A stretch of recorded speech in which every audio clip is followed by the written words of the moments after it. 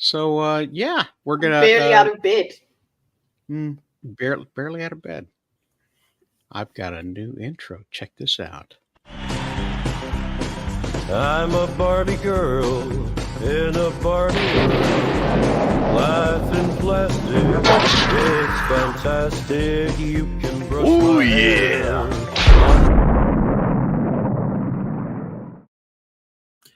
Barbie girl, right? I'm a Barbie girl. Not quite. No, wait. I was wrong about that. I have an old one. I used it last week. What I didn't use last week was my microphone. That's what I didn't use last week, but that's the same intro we had for last week. So, again, we're back on Rumble. We'll see how that works out.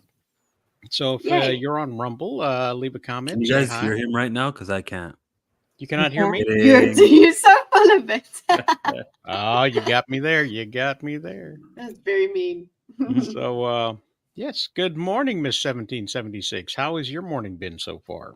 Well, apparently I can use the DMs again in Twitter briefly, so that's something.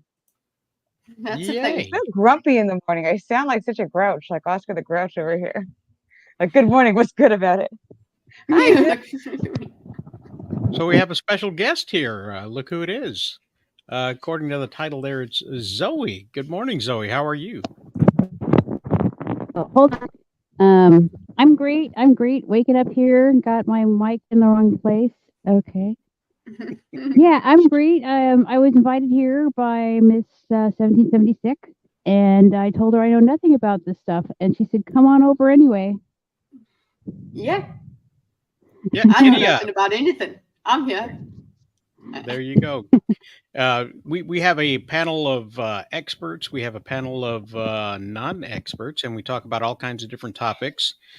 And just kind of go the gambit of it all and see where everybody sits. So you're welcome to the panel and to give your point of view. If you disagree with anything that I say, feel free to speak your mind and say your piece. And everybody's allowed to have their opinions. Everybody's allowed to say almost everything except for that special magical word. There's one word. I don't know if you've noticed or not, but it's some people call it the N word. Oh, nuclear. Yes. Only Chill right now is allowed to say that. But that's the amazing thing about the N word is that there's so much power that's given to it, and that same power is also taken away from it. And it just depends on who's using it and what context does it mean. It could mean the guy who's next door, It could mean this is your favorite person in the world, It could be the person you're most angry with, And if you're the wrong skin color, it could mean you want to get punched in the face. The world is weird. It is a very, very powerful yet selective word because not everybody can use it. And that's what makes it fascinating to me. Results, is that when you came in on the conspiracy theory thing when everybody just derailed it and went on to race? I'm just curious, is that why we started to have this conversation? Do I always take it to race, Chill? Do I do that? I do it more than you do it. I didn't think you did. That's why I was like, this feels like yesterday when everybody decided to go, hey, let's talk about racial things. And even though 76 is screaming in the background, shut up, stop talking about race, guys.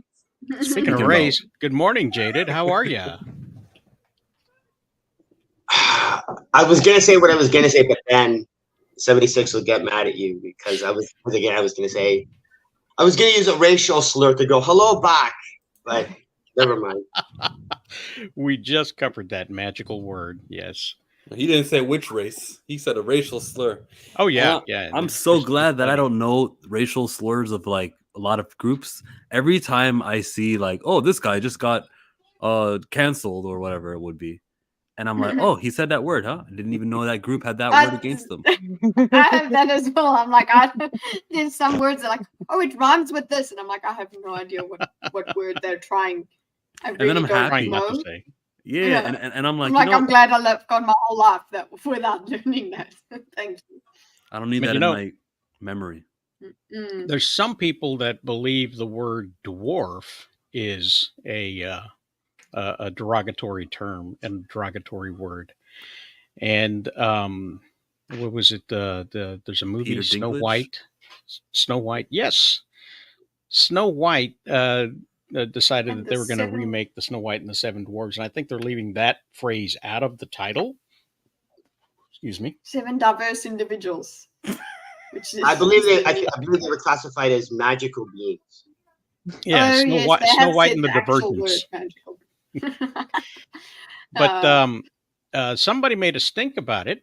I think it was Peter Dinklage. He criticized Disney for their effing backwards remake of Snow White, and they took the dwarves right out of it.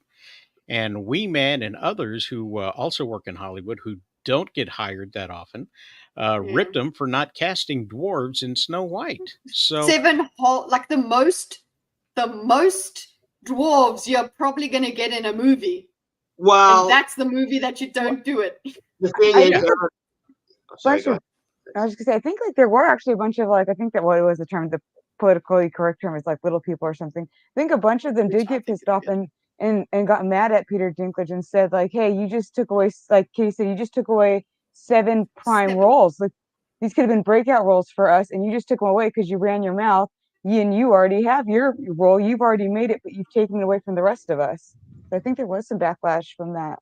and there was the same backlash. I'm sorry, I didn't mean to step on you, but I'll just say this real quick. There was the same backlash when they got rid of the circuses too, because a lot of them worked in the circus, specifically in the clown area, in the clowning community. And there were whole villages that were set up in different parts of Florida where they just lived and they retired and they were able to just kind of be themselves and whatnot. And all of that kind of support network was taken away when they closed down the circuses for the sake of the elephants and the camels. But you were saying? I was just saying it again. It's like there have been a few movies that I can think of off the top of my head that did star a dwarven cast, and it didn't go anywhere. I mean, there's Over the Rainbow, there's Time Bandits, and it's like it's not like those actors, those dwarf actors, suddenly became breakout roles. They didn't. I mean, Willow had a. I mean, there have been a few movies that have starred and focused on a dwarf cast, and I mean, take the Lord of the Rings and the Hobbit. They never used anybody that was. They never actually used the dwarves. They used regular people, and they shrunk them down, and nobody was complaining about that. But all of a sudden, the 7 dwarfs does it, and all of a sudden, it's a big deal. I'm sorry, I'm not buying it. I'm seeing it more as, oh, let's pretend to virtue signal and pretend to care about these actors as if it matters. Because even if they had casted 7 dwarfs, actual 7 dwarven actors, you think any of them would have suddenly become megastars from this? No, you wouldn't have cared. So I think the point is, yeah, the point, yeah, the point is not so much. It's actually, it's like the whole point of it started with the virtue signal of, oh, let's not cast dwarves because that's backwards and that's discrimination and whatever. Okay. And because we care about the actors. That's what it started with. And then it's like, but wait a second, that actually arguably it's a bad thing. So that's the only thing that's happening. And yes, I agree. Nobody really was fighting for dwarf rights beforehand. Right. But the thing is that it was the premise that this was based on was we care about little people, which I don't think that sounds great, but apparently and not only that, I thought everybody was sick and tired of these live action remakes anyway. Like, we're sick and tired of these live action remakes. But no, apparently the Snow White and the 7 Dwarfs, that one we want to see now. No, it's more like that too. It's more like, oh, not only are you full of shit, that's you why can I'm have saying these 2 opinions at the same time. I know. I'm just saying that's why this outrage doesn't really mean anything to me. It's just I don't think it's going to make it a better film. I just think that they would have been employed. That's the big deal. Where are these other roles that are? Oh, I see. When Dinklage is trying to do with his roles he takes is more humanizing his appearance. I'm not saying little people, but like the vertically challenged. If he wants to get those looking people as more than just you're an emotion, you're 7 of them, then you should be saying to the script writers, hey, listen, I want this Snow White 7 Dwarves movie to give them more than just happy and angry. At least show that they're beyond what their emotion is. Make them more complex. Yeah, that makes sense. I can understand and you can get what you wanted, because it's the elephant in the room. There's just a unique thing about the way you look, and it's not going to be like a dominant. No matter how much times you try to breed it, it's just I don't think you can make it happen. It's just unique. It'll always be that, and we got to not pretend that it's not that. Yes. I think. Warren, you're under 6 foot. You have an opinion, please? I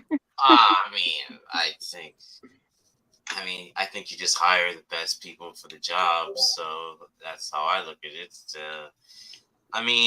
My problem is that people get offended too easily, and we are trying to diversify for diversification reasons, which is not necessary. So, let's say if I was a redhead, I could have been like, hey, what about the redheads who play for Ariel, the mermaid? We're out of a job, right? But I think the problem is just that this diversity inclusion, whenever, I don't know when it really got started in the movie business, I don't mean in life, rather. Whenever that started, that gave this whole way. So, we really got to go to that issue. I think at the end of the day, it's the actor or actresses that are best for the role. Doesn't matter if I'm sure they got other actors, for instance, to play Tyrion. To audition for Tyrion, that may not have been a dwarf like him. So we don't know, right? So that's the thing. Like James Gunn said when he asked about, how come you use that black guy? I forgot his name, but he's a good actor because he's been in other stuff for High Evolutionary. He's like, he's the best actor, and that showed because guess what? He's considered a very good villain for Guardians 3. Now that's debatable, whatever, but the way he played the role, everyone liked it. So at the end of the day, it's just about who has the acting ability to play that role, and that these inclusions shouldn't circumvent the talent that is best suited for the role. But this seems to fly in the face of it, because here you're not hiring dwarves who don't get many parts, and I think that's kind of anti-inclusion. Yeah, but nobody. They always say you have to hire someone who has autism for an autistic role, or someone who's trans for a trans role, but you can't hire a dwarf for a dwarf role. Yeah, but like Jade had said, it's not like all of a sudden we were advocating for dwarfs. Like I'm going to be honest, I wasn't advocating for dwarfs.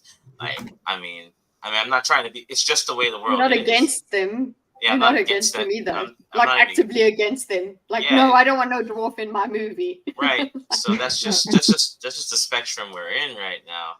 And I think it's also interesting that in the community itself, there are the two disparate opinions. You have Dinklage on one side. He is actively in the community, actively because he can't get any taller, and so is Wee Man. Wee Man, by name, is a small man, and so you've got that's both his name. of them. He's embraced that. He's embraced it 100%. And we've got a clip from CNN where they had them going a couple of rounds. So let's take a look at that real quick. The little man comes out with a big shot, and he's backed him up going to the ropes. And these guys are just going big left, big right. Smidge in control. I'm the champ for a reason. You had me. I may have had the wrong clip there. He got me. I was hoping everybody started hiding their faces all of a sudden for this. I was really hoping it was going to be one of those old wrestling matches where it was Andre the Giant versus 3 dwarfs. Did they do one? Yeah, they had it that it was Andre the Giant versus I think 3 or 5 dwarfs. It was one of those exhibition type, you know. Yeah, and then they said it was insulting, and so they stopped hiring the dwarves and kept Andre. I'm just saying, like, you are a unique thing when you are that short and you're functional, getting in wrestling, getting in circles. There's a market for that. And we can't say, oh, with our high noses, oh, this doesn't make them look good. You know, they don't have much opportunities. They can't be a lot of things because of their status. So embrace it. It's the same as the grid girls, the girls with that would go out with the umbrellas on the racetrack. They don't have much opportunity either doing other stuff. They only got their hotness, and people took that away from them. The poor hot women, the poor unemployed hot women. I don't co-sign that. And even though I wasn't gonna like, I'm not gonna watch the Snow White thing. I really don't care for it. I just find it funny that, you know, it's okay to do different things with adaptations and stuff, and like you add something to the mix or whatever. But when you're taking out essential stuff from stories like the dwarves, I'll be honest with you, Snow White, the only thing really entertaining from that movie is honestly the dwarves. Snow White's like you took out the most entertaining part you can have. It's like doing Tarzan without Jane. You know, you kind of kill. We all love Dopey. Y'all love Dopey, right? Or doing Lilo without Stitch. Like if you want to adapt Lilo and Stitch, that's fine.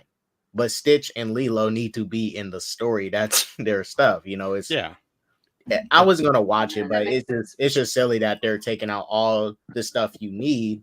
Now, to be fair, this isn't the first different adaptation of Snow White. We saw Snow White and the Huntsman, which I thought was entertaining, but only because of Chris Hemsworth. Snow White wasn't even entertaining in that Snow White and Huntsman movie. It was Chris Hemsworth. They didn't have little people in the Huntsman movie? Yeah, I think in the second one, it was the second or the first one. They had them in one of them. I think it was the second one though. Exactly. But back to Jaded's question, which one of these special ed ADHD magical people is going to be Dopey? No. See how no one's commenting after the question? Instead of being grumpy, will they be called manic depressive? I mean, anger management. I don't know. Will Dopey just be the high one? Yeah, they may rename him Shaggy. You don't have to. Yeah, you don't have to be dumb. Oh, Bry says they were normal-sized people in the Huntsman. Wasn't there that movie? I think it was the second one. It was dwarves, and let me see. I think it was the second one. But they had the one with Amanda Bynes, and they did it where it was a modern take, and it was like the Seven Dorks or something. Amanda Bynes. Shame. Yeah, before she was I know. I was just gonna say, if you're going to incorporate dwarves in the movies, make another movie like Freaks. I'll support it. Yeah. Killmonger's confused. It's an old movie. You don't want to watch it. Trust me. Okay. I think this is from the second movie, Rosales, but these are the dwarves. Let me see if I can. It's part of the Snow White little 2-movie franchise, though. Oh yeah, they are dwarves. But they were normal. They weren't dwarven actors. That's what he's saying. They weren't dwarven actors. Oh, they weren't. I mean, they weren't little. God, why is that the politically correct term? Little people does not sound good. Yeah, because I remember they did the same thing in Hobbit too. All the hobbits was not all the dwarves wasn't dwarves. Some of them was average sized people, and they just used visual effects and camera trickery to make him look short. Same thing with Ian McKellen. They made him look taller than he usually is when he played Gandalf. He's already tall, but they used some camera trickery to make him look taller. I don't understand why Tom Cruise doesn't stand up for the community. Yeah, Tom Cruise. Actually, Tom Cruise has done very well for the community. Say, why doesn't he bend down for the community? But whatever. Yeah, Kitty, it doesn't sound politically correct, but that I don't know if you ever watched like Little People Atlanta or Little People like LA. Yeah. That's the word that they want, and they don't like it when you call them certain things. I'm not gonna say it on the Rosales' channel because I feel like I'm gonna get in trouble. It sounds like the word midget. Yes, no, it doesn't sound like it. That is the word. Rosales and the Seven Dorks. 1, 2, 3, 4, 5, 6. Yes, it is. Mm-hmm. I think they used the term little. I think they used the term little people because they were running out of politically correct words, so they had to go. Let's do this one because we gotta keep justifying the political. Go back to the first word that was insulting. Probably like when they first said, we'll just go back and do that circle. It's like when they say, oh, this word's not insulting, and then a little bit later, it's like that word insults you. And then they go back and say, well, actually, no, we're wrong. Let's just do a variation of the first word and it's all good. I don't know. Some words are insulting no matter what. Like the technical term is vagina, but when I hear it, I'm just like, no, that's a swear word. I don't want to hear it in any context. You like bonus hole instead? Sure. Oh my god, I don't understand. That is not a bonus hole. If you don't have, I don't know. I've always called it the happy fun place, but that's just me. Yeah, that's better than bonus hole. Barbie is cinema, right? And they say the Barbie, guys, Barbie's not in cinema where I live. It's only Barbie doesn't have a vagina. Oh wait, hold on. Where are we going with Barbie again? Kitty, you're missing out. Barbie was peak cinema. It's only coming out at the end of August, and we're trying to think. There were some apparently. Were there you guys have seen it now, everyone? Most of them have. Oh, okay. No. Well, spoil away. Seen it. Wait, people are that have seen me and Joe the only people who've seen Barbie here? I have not seen and Barbie. Miss 7077. I loved it. I don't care. I'll be odd man out. It was good. Fight me. Yeah, Barbie was funny. Make more money than Oppenheimer. Did Barbie, like, was there any reference to the Middle East in Barbie? No. Not that I'm aware of. I do know they have a trans Barbie in there, but they don't identify specifically. You can just kind of tell. Okay, because some people were saying that the reason that it's delayed here is they're taking some bits out, which I would expect, but I don't know what bits those would be. And if there were bits that refer to Middle East, then I can understand. But can you watch it can you do that instead? Because that way you can see the whole movie. Yeah, it will be interesting to see the difference, what they do show, what they would have taken out. Because you're gonna want to see it in its full context. Because if I do, I've got some girly friends that I can go to the movie with. I'm not watching Barbie, so. Well, don't watch it, Warren. This is the pink that I would wear to Barbie. You're gonna subject the amount of pink I have. You're gonna subject this woman to having to watch the Barbie movie twice just to see what she missed. No, I'm saying don't watch her theater. Watch the one that she can Yeah, but how would she know what? Well, if you listen to anybody who liked the movie or anybody who disliked the movie, you will know that they agree that disproportionately women will enjoy the film more than men. Mm-hmm. Yeah. Wow. And that's very unequal. I don't like that idea. That is definitely true. That's sexist. That's a nice little ring there's a difference between someone being someone being dumb and saying this movie's not for you, because I hate when people say that, and saying, okay, the target audience is women. That is the target audience, and that doesn't guys have to like it or not like it or can't talk about how much they hate it. But I'm just saying, yeah, you're probably not gonna like it if you're a dude. Well, just like there's certain movies that I don't think. Because there's certain movies I don't think women would like that the target audience is men, and I don't think that's sexist. I think it's fine. There's no problem with making a movie that's that the target audience is men. That's not sexist. That's fine. It's okay to do that. We just have lost that art, apparently. We got one more guest here showed up. Let's take a look and see who it is. It's Tiny But Beers. Welcome. Sorry, I'm late. That's okay. It's okay. We are arguing about whether or not it's okay that Barbie was made for women. Well, it was made for a different target audience, but we'll stick with women. I would say that it's okay that Barbie was made for women. I don't think it's okay that Barbie was made for girls. I think if you're an adult woman who's come into your own and you graduated high school, you hopefully know a little something about who you are. Probably not when these up and coming generations. Sorry, it's early. I'm grumpy.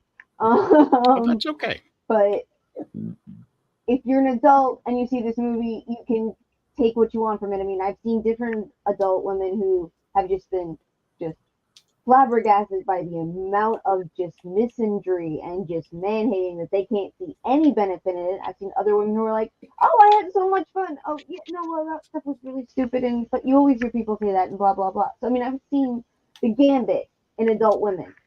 And they all have reasons for how they want to talk about it.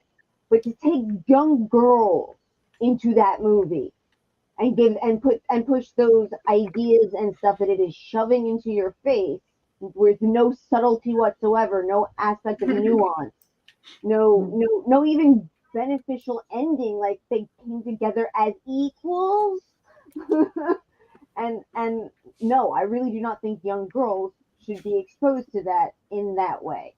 Yeah, I wouldn't have brought a girl to. I mean, I would not have brought my niece to that movie because I was asking, "Oh, did you like it?" I said, "Oh, I loved it." And like, would you take your niece to? I'm like, absolutely not.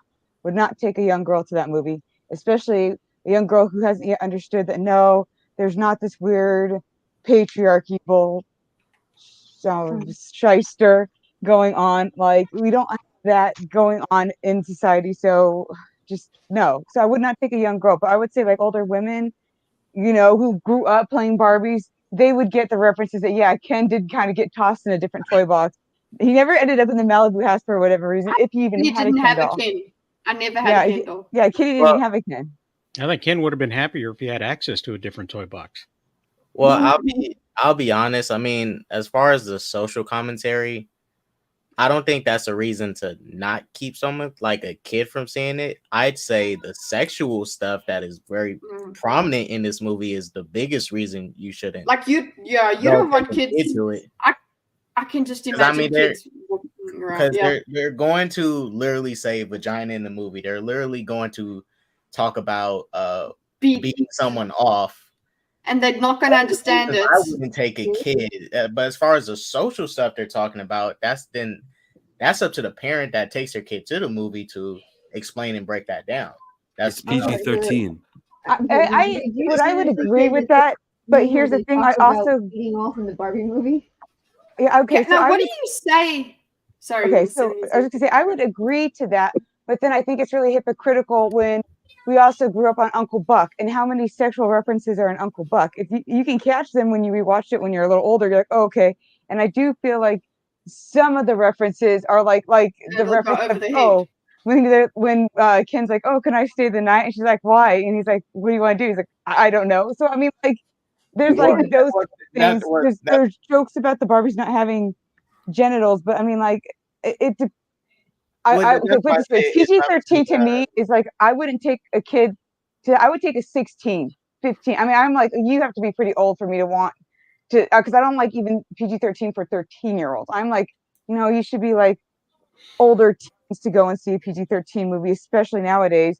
But I would say it was pretty tame compared to a lot of PG-13 movies that are out today, and especially compared to some of the PG movies that I grew up on as a kid. I'm going back, it's like shocking to see how many horrible references and things that are in these older movies. I'm pretty sure, Rosales, you know what I'm talking about, right? Do you remember like before they had the PG-13 rating and like all the terrible things that were in like PG movies? Well, they were innuendos.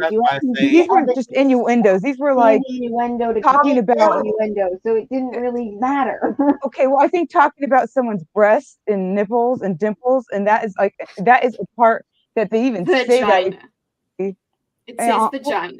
No, I'm talking about on Uncle Buck. They explicitly, there's a scene where Uncle Buck is talking to his girlfriend and saying how he misses and how he boobs like one. I think it was like Mickey and Minnie, and then the joke is at the end. He goes, "Oh, and also your whatever was Felix the cat," and you hear the cat go, but they don't like say it. But if an adult, you'd catch it. But like they do talk about, a lot of kids' movies have adult jokes in them, like that you'll only come across later on when you're older. What I'm saying is the social stuff they talk about in this movie, right? I don't think is a good reason to not take them to the movie. Oh, I think it's a great reason. If someone doesn't like anything, you're allowed to not take a kid to it. Yeah, I mean, hang on. Let K-Dot finish his thought.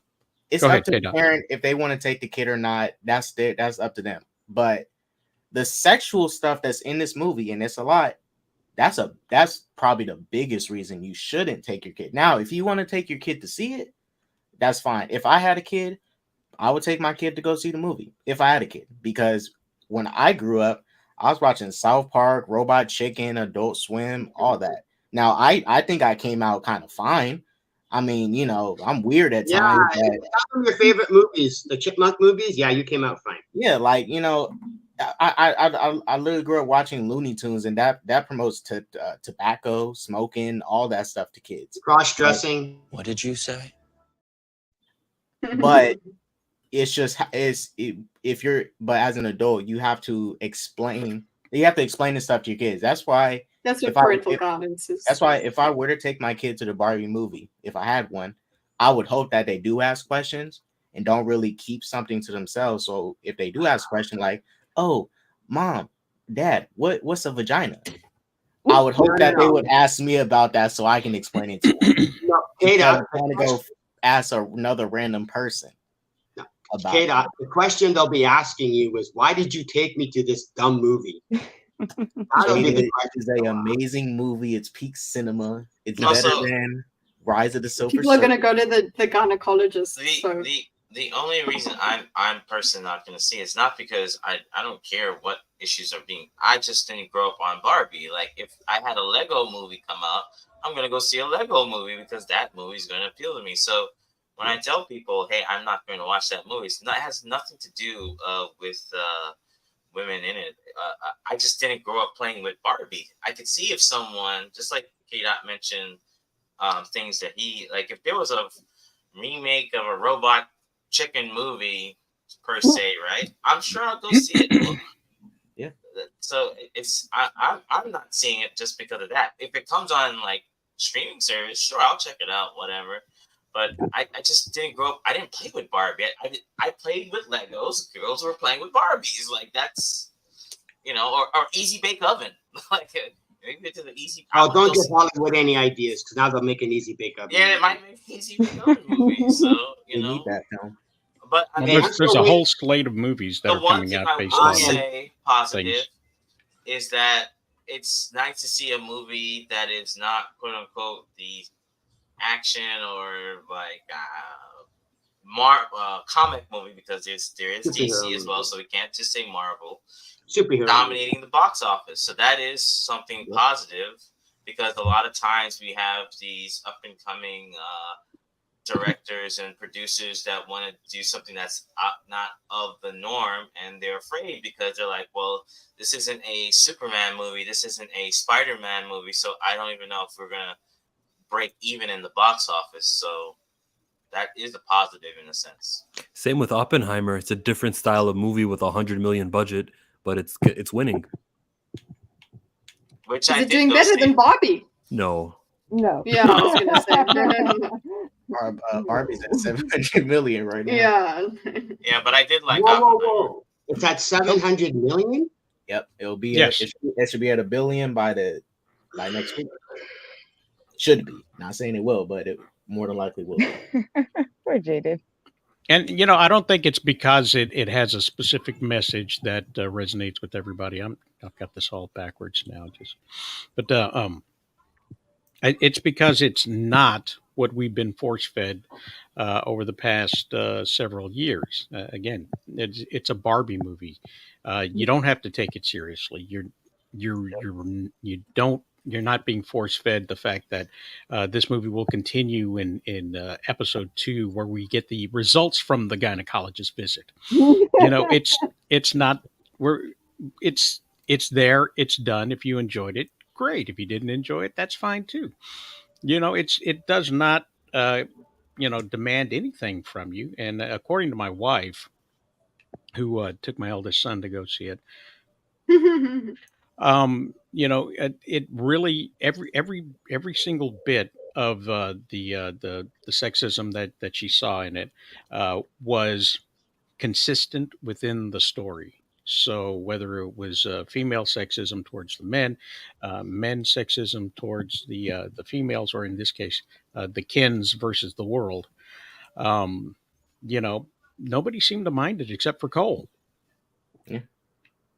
Yeah. That's the thing, Rosales. I'm glad you mentioned that because that's why I like the movie. As far as the social stuff, it was balanced. Like there was this movie literally even calls out WB. Then this is a WB produced film. Like it's not picking on one specific person. It's calling out the issues on both sides, and it's pretty fair. And I think by the end of it, with Ken and Barbie, they both make up and everybody's chill. Kens are happy. They got their girls, and they get to go on the beach and flex like they wanted to.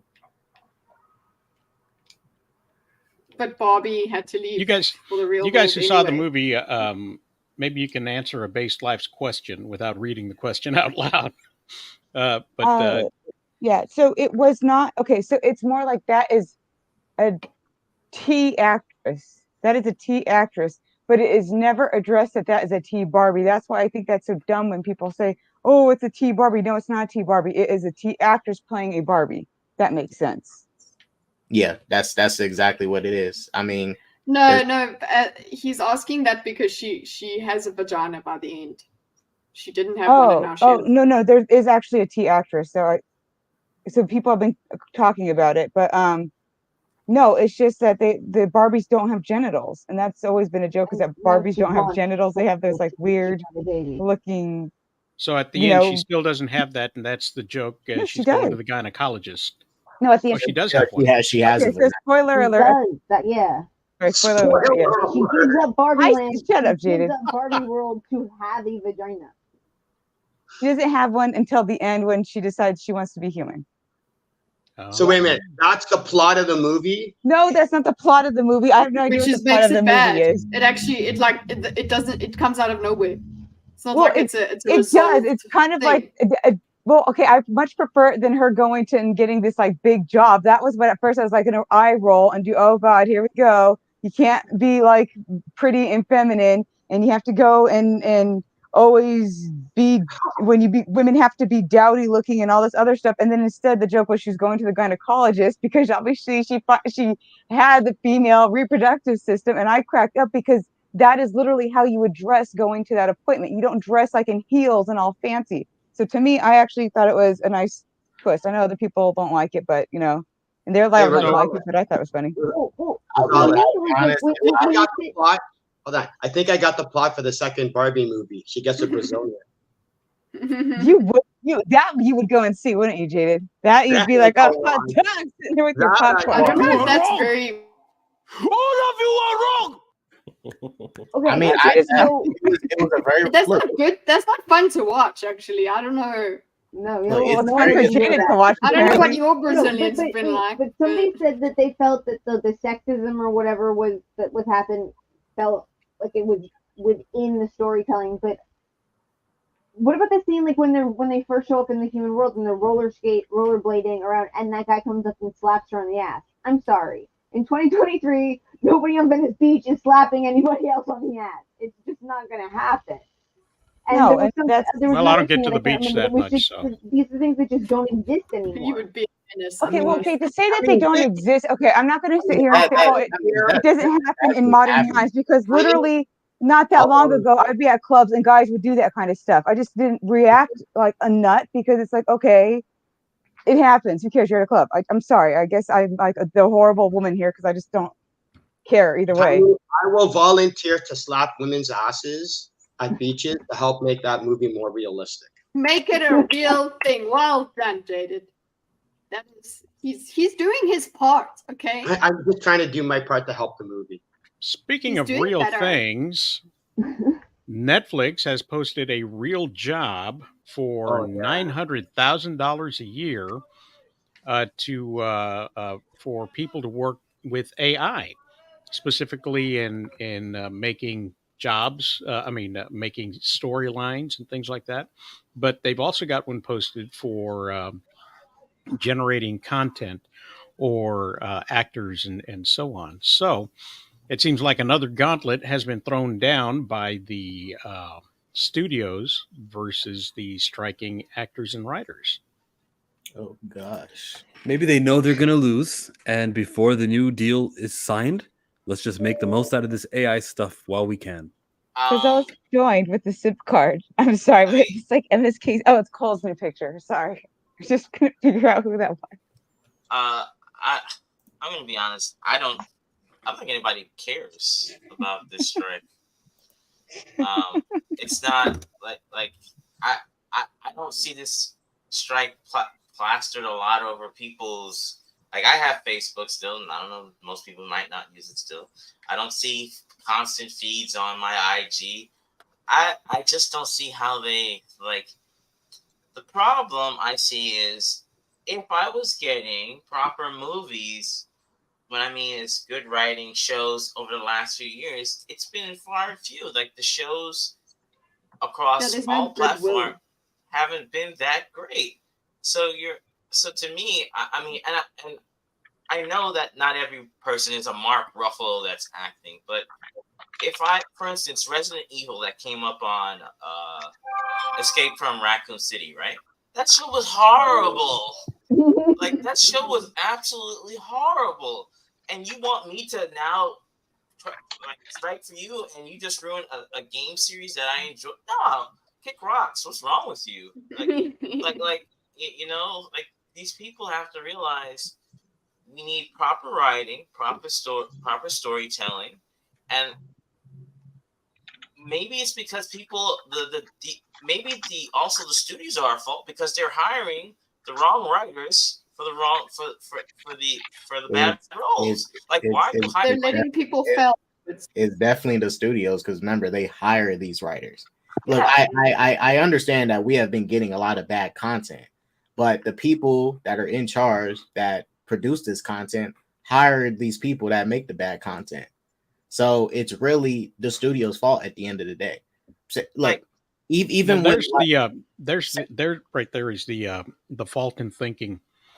The people that work, the artists and the writers that have a craft, the people that actually give a crap about what's going on the screen, they don't like it being called content. They would rather call it what it is, because when you call something content, you what you do is you wind up having it to where it's just about the volume of material that you're going to put out there. It's about how many things you can put out at any given time, how much stuff you can fill in a row, how many things that are brand new that somebody can start watching over and over and over again. It's not about the quality of it anymore. It's no longer a movie that you have for a theater, unless you do something like what Nolan did, and that's make it an event. Other than that, it's just something that's going to come out in theaters. It's going to come out on television. It's going to come out in streaming, and it's going to wind up in reruns on Tubi or whatever. And that is content. That's filler. That's crap. And that's what they threw at us, was just a shit ton of crap to fill up all of these little streaming services, and that has devalued everybody's job, everybody's work, and everybody's talent, and that is a real problem, I think. But that's just my opinion, and that's my rant on that. Well, I mean, I agree 75% of that, but when, for instance, we look at James.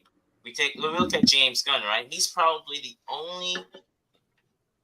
Every comic movie this man has made, he's always said, "Go to the comic shop, go check out this." Like, he's actually reading the material as I believe. I'm not sure if he's a director or producer. So when you don't have people who actually work in the genre, and you're saying, "Hey, horror writer, I want you to do a, Blade Runner movie," that's bound for failure right there, because you want to, because you see their artist. No, get someone who's a sci-fi writer for a Blade Runner movie. You don't get a horror writer for a Blade Runner. That doesn't make sense. So the studios have to take a bunch of the blame, but also the writers have to say to themselves, okay, if I'm being put in this role too, maybe I should do research. But maybe they're not doing the research when they're doing these roles too. So there has to be accountability on both sides. and I think nobody cares. I'm sorry. If you're a horror writer and someone says do a Blade Runner script and you know you can't do it, you need to be able to say, "I'm really sorry, I can't do that." I agree, yeah, but no director's going to turn down a paycheck. Yeah, that's another thing too. So I'm saying, if you know that, and I agree with you, Tiny, if you know that, then you do your research. This you telling me, I'm not saying you. People can go out and say, hey, you know what? I'm gonna visit this writer. Can I get your this horror writer? Can you give me pointers how I can do this? It's not like we're in the Stone Age where we can't do a voice call, a phone call, a face chat. Like, you can do things to compensate for your lack in an area. So there has to be accountability across a lot of things. And I think why the strike isn't really going off, because people are tired of seeing a lot of woke garbage, and it's Please don't say woke. Well, Warren, I don't disagree for the most part, but let me give an example. 75%. Because Nate Moore, prime example. You know Marvel, Nate Moore, big producer at Marvel Studios, and he made it clear they don't want to hire people that are fans of comics or reading comics or whatever. They'd rather not get that person. Now, then that's where the issue comes. They're creating the incentive to these people that are getting hired. Oh, I can just come on and write whatever. I don't need to read anything. It's kind of like how the studios have conditioned a lot of us to just wait until streaming during the year of 2020, 2021, and beyond. And now majority of the audience is waiting until streaming. The general audience is waiting until streaming because they created it that way. And Nate Moore, like I said, he is pretty much letting these writers know, you don't need to read nothing. Just come write and we'll pay you. And he's like, okay, cool. I don't gotta read. That's a problem, because I agree it's a problem, but the company themselves, which I think they need to hire people and make them read the content. Like, read the content. That's the only way you're going to be able to write. Read the content. I mean, the example was She-Hulk. Like, that writer said that they never read. Mind you, the Marvel archives is huge, and you're telling me you're not going to go? No. Wait, are you talking about the look? Because they what Jessica Gao said, she didn't know how to write a lawyer show. And that was the issue, because that's a problem there too. Is a lawyer. That's not fair, K-Dot, because James Gunn, did not read any of the Guardians of the Galaxy books, and guess what? None of the audience cared, because what? We don't know that. We don't know if he didn't read or not.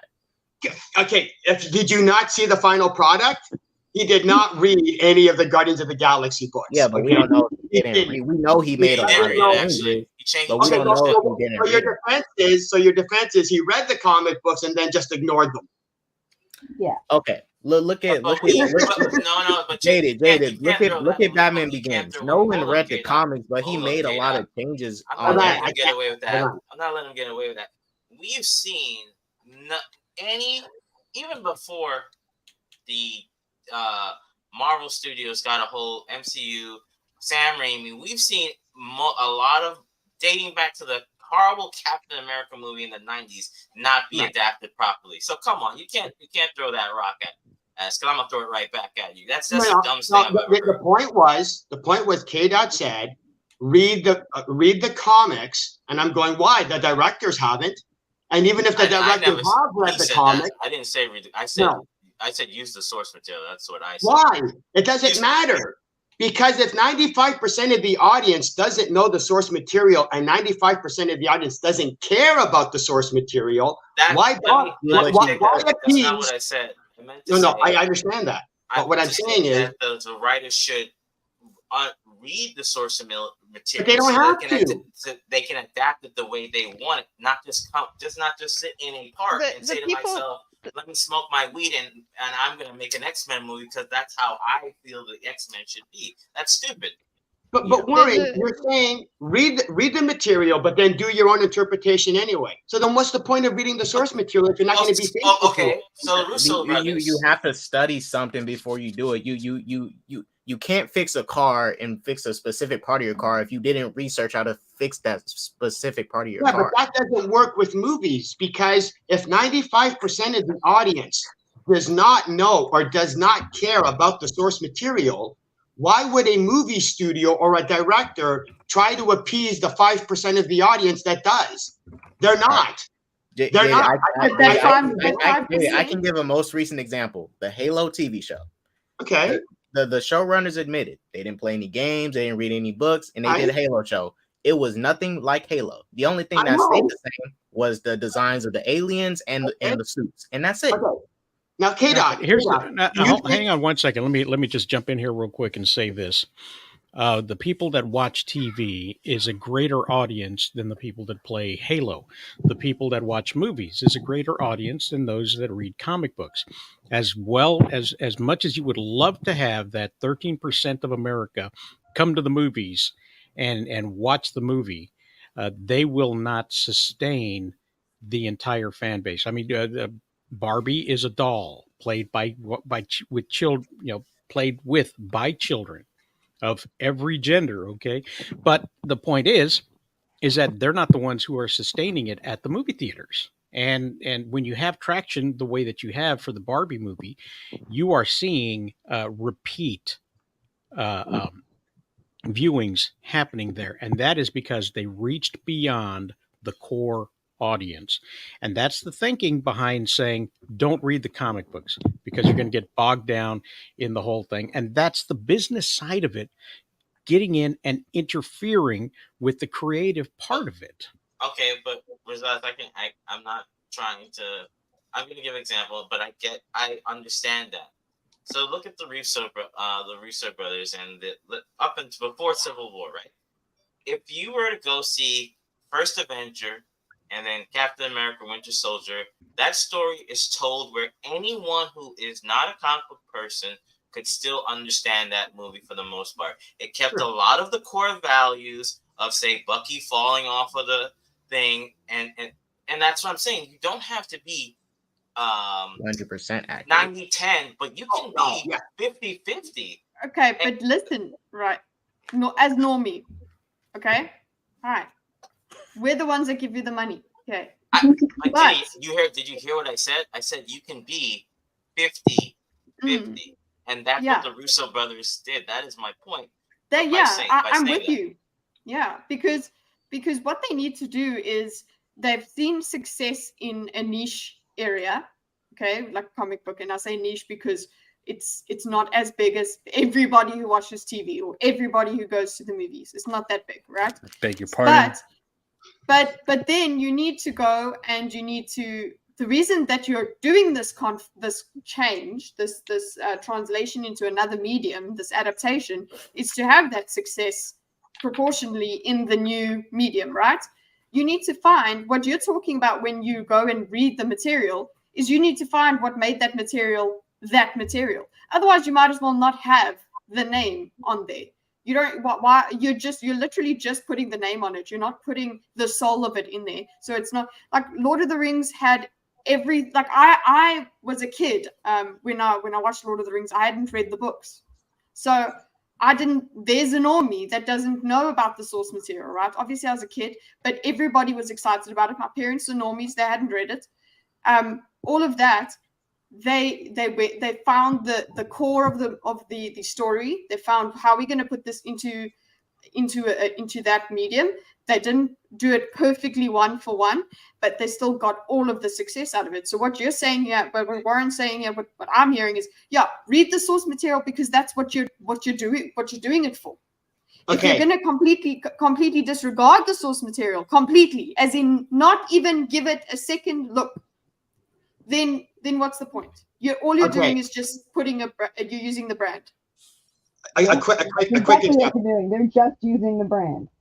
A quick example. This is for Kitty because she's a normie, and this is for Warren, who's a comic book fan. Did either of you have a problem with how Bucky died in the movies? Because that is not how he dies. Yes, yes, a little bit because he falls out of a plane. But he falls out of a plane and he tries to disarm a bomb and he blows up because he blows up. Now, as a normie kitten, does that change anything for you? No. I can't even remember the movie, so no. Right. In the movie, Bucky, they're on a train and Bucky falls, and Captain America was trying to catch him. And again, see that explains it better. She doesn't even remember or care how Bucky died. For you, Warren. Okay. For you, Warren. Did it ruin the movie? Did it ruin the movie that they didn't apply how Bucky dies, which is really important from the comic books? They didn't ruin it, but I like. They didn't ruin it. I like the adaptation. I understand. I agree. I understand. So here's my question: what 50% can they be faithful to, and what 50% can't they be faithful to? That's where the skill comes in. You got to find what is going to resonate the most. But let's ask AI. Right. Mm-hmm. But again, if some of the 50% is going to bother Warren, but some of the 25% bothers me, and another 10% bothers, how is the director going to know what to not be faithful to and not? If it's about a plane and about a train, that's very understandably. Well, no, it's different. I meant that with the train, the story would have been different because of how Bucky dies based on the comics. It wouldn't have been trying to rescue somebody. The story would have had to have actually changed to accommodate the story of how Bucky dies in the movie. I think the part you should stay true to the character's behavior, his attitudes, his relationships, and his lineage. Okay. But then what happens, the events that take place, I don't care if Captain America is supposed to be fighting an alien, but instead he's fighting a robot, whatever. Right. The fact that he has the shield that's red, white, and blue with the star is the essentials. So you don't have to be faithful to the source material. You just have to be faithful to the character. That's different. That's a different example. You know what I mean? So should all the 7 magical beings? How can you know the character to be faithful to it if you haven't read the source material and understood how he became the character he is? Right. And that's what the directors are going by. The directors are going, we understand that 95% of the audience have never read any of the Captain America movies, comics, so we don't have to worry about it. And I'm going to Warren, the director's not going to care about the 5% of the audience that have. I know they're going to care about the 95%. But they're not getting the core of the character. That's what Tiny was saying. My thing is, right? See, nobody cares. Nice hat. Perfect example. I'm going to use Moon Knight. I thought that show was absolutely god awful, only for a certain outside of Oscar Isaac acting. That show should have, first of all, been on Netflix because it's not only about the mental health. It's about how he's a very violent, probably one of the most violent. I would say he's more anti-hero in the MCU. But of course, he's put the name Moon Knight, and it sounds really good. And oh my God, the history. But yet they conveyed none of that. Any violent scene they blacked out, and you're like, what did you do? So I mean, well, what you mean like how James Gunn did that to Drax, Mantis, Gamora, all the characters in that, but apparently nobody had a problem with that. Like again, I'm sorry, you're picking it. You can't have an audience of comic book fanboys picking and choosing when it's okay and when it's not okay.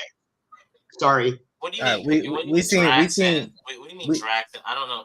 Wait, what do you mean Drax Gamora? I didn't get that.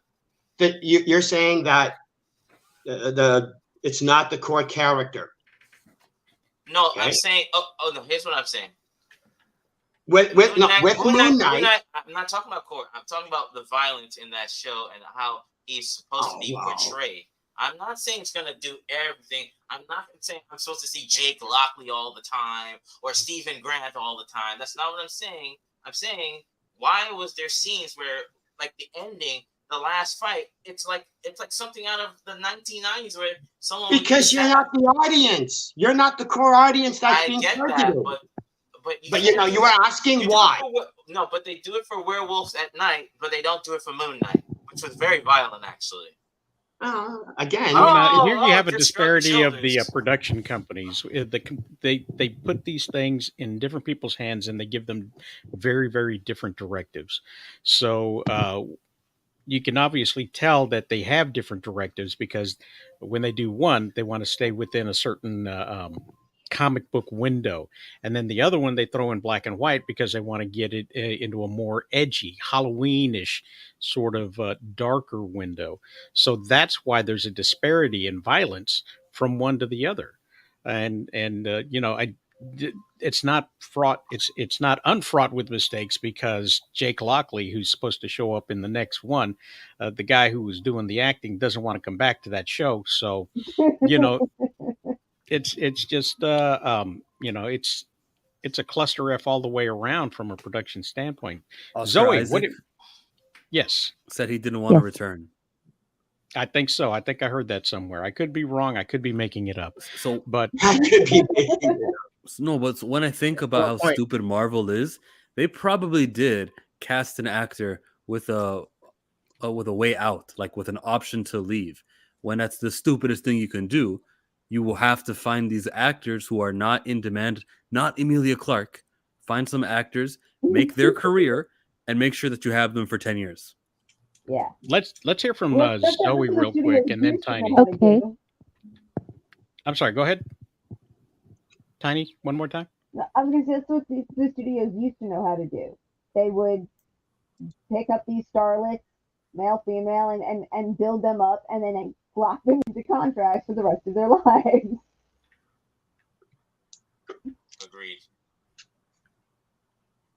Well, now with Marvel Studios, it became prime example, even DC stuff. Henry Cavill, he's no. When he did Superman, and he went on from there, he didn't become like a big star, because when he became, he didn't become bigger than Superman in any way coming out of that. He's talked about, but he specifically talked about through like this niche fandom that likes when he was Superman. He was in The Witcher. People kind of talk about it, but people's like, oh, that's a Superman guy. He's nothing more than the Superman guy. I'll say even same thing for Tobey Maguire. I'll be honest with you, he has appeared in other stuff, Great Gatsby, but he's no bigger than his Spider-Man role. He hasn't done anything that stood out from since he was Spider-Man. And whenever people see Tobey, it's like, it's Spider-Man. You're forever Spider-Man. The same actor from Harry Potter, like him as well. Daniel Radcliffe. Is that his name? Yeah. Harry Potter, right? Yeah, I don't know. I don't remember. Yeah. It's like same thing with Patrick Stewart. Almost in the reverse, though. Patrick Stewart has done multiple things and has had a varied and very well defined career. But all he's either known as is Professor X or Captain Picard.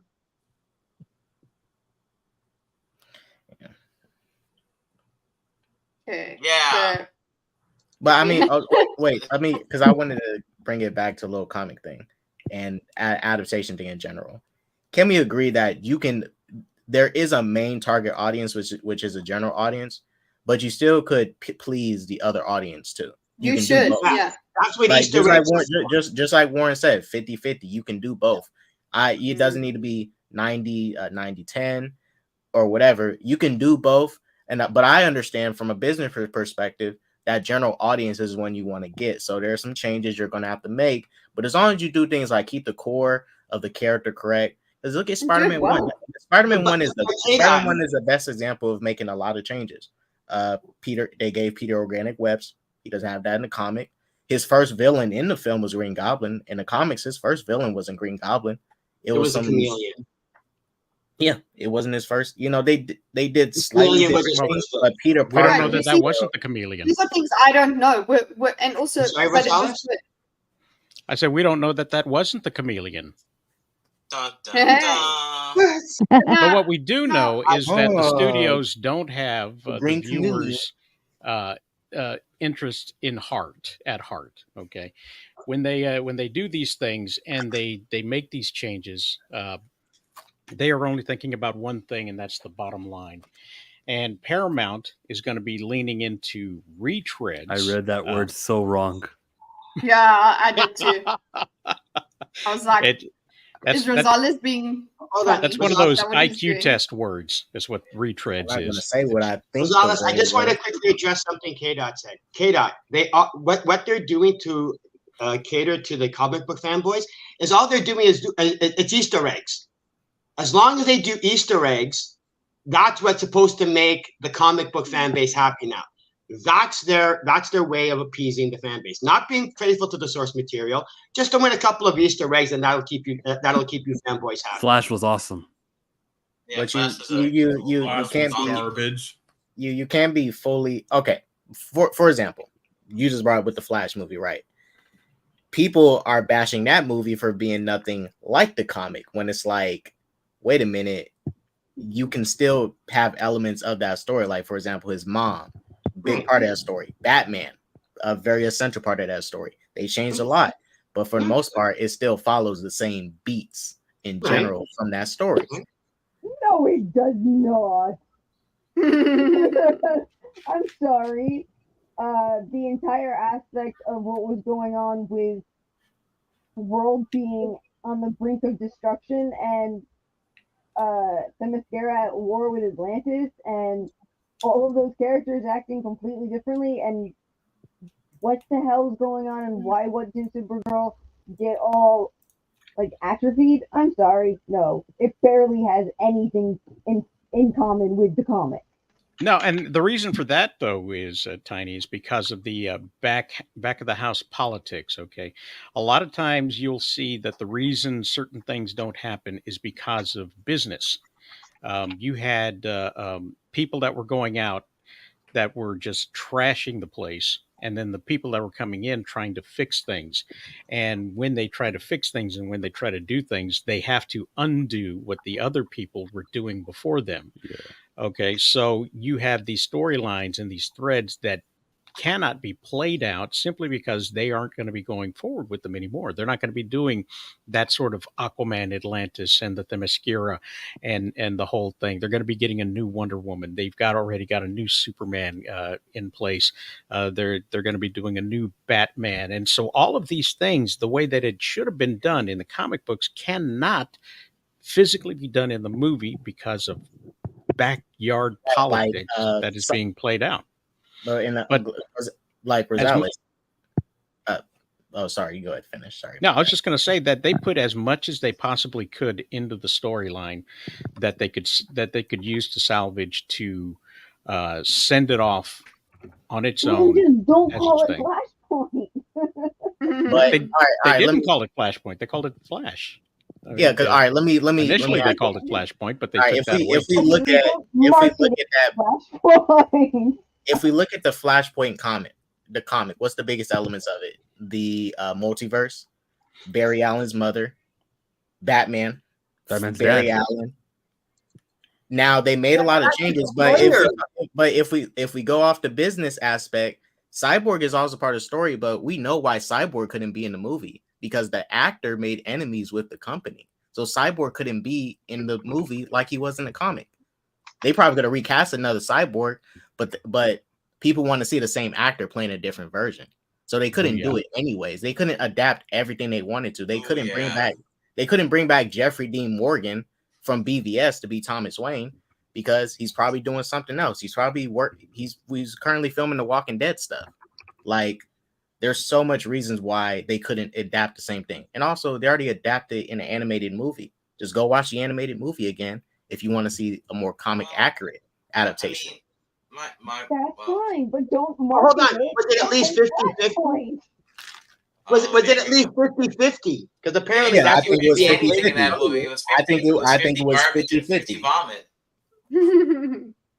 See what I mean, Warren? Let's step off from that for a second and move on to this real quick. I wanted to go over this. Rosales is the boss of the game. The head. We got a game coming. The boss of Paramount took a look at the numbers and took a look at what they were doing and decided they weren't going to be throwing money away on brand new IPs. Wow. We're not going to release original. Original IPs. Okay. Original IPs.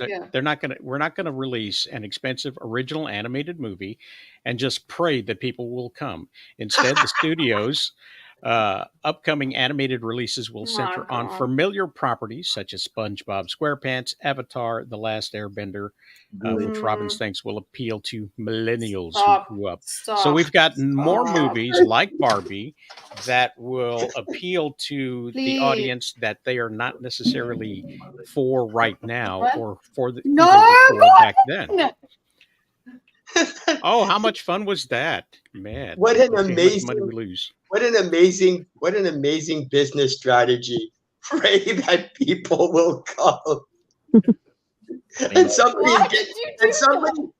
that person gets paid $200,000 a year for his business sense.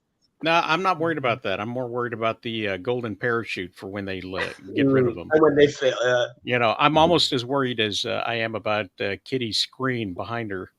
But see, that's the thing. Isn't that what blew? She's not praying that people come.